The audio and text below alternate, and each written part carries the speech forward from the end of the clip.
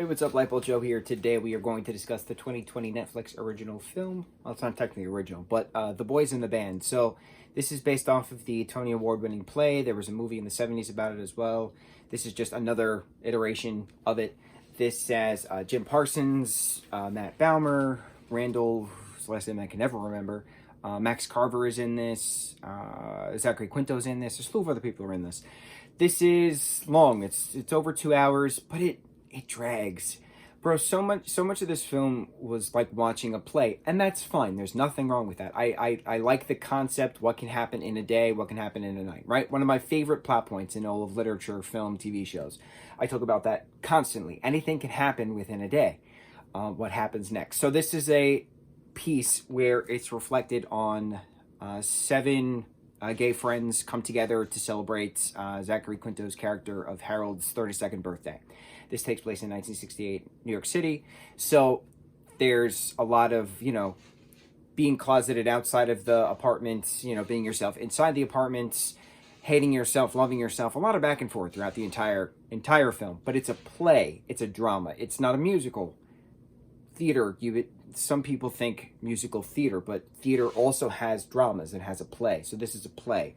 So there's a lot of tension at the birthday party, and then there's a drunken game played at some point that everyone has to call, the person that got away, kind of a thing. That person who you fell madly in love with, and they didn't know how you truly felt, and it's time to face your feelings. So drama ensues, truths come out, questions start to be asked, all these different things, right? Who slept with whom when, who betrayed whom when, all of these different back and forth things. It's dark, it's very dark, but it's reminiscent of the time period when certain phrases were spoken, certain words were spoken, which we don't say any of those things anymore. Certain reflections of yourself, but there's still people that still hate themselves because of who they are. But it's very different now compared to then. So this obviously popped up on my, Netflix, things you might want to watch.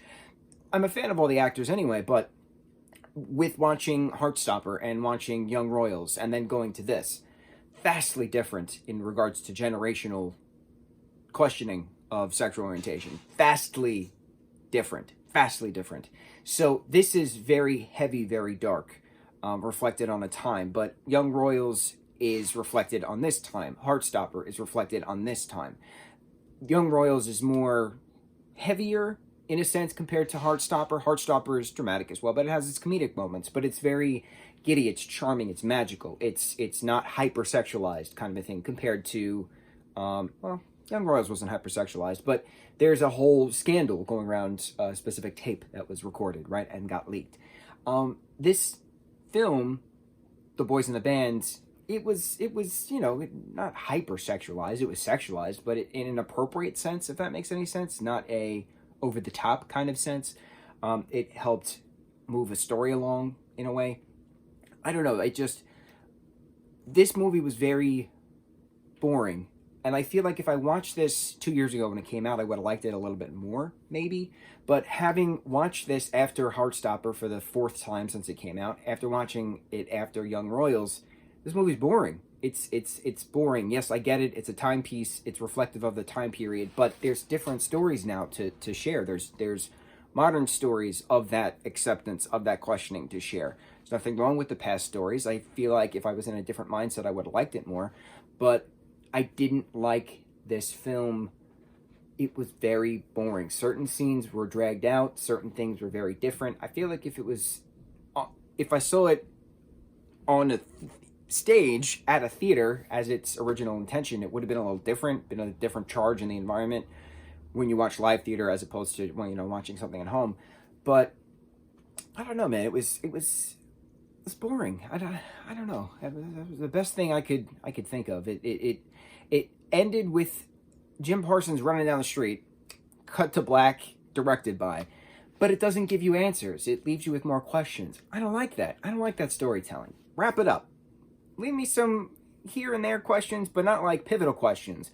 Why was Alan in New York City crying on the phone? All those different things, right? It's not explored, and it was alluded to an exploration and an answer, and it wasn't given.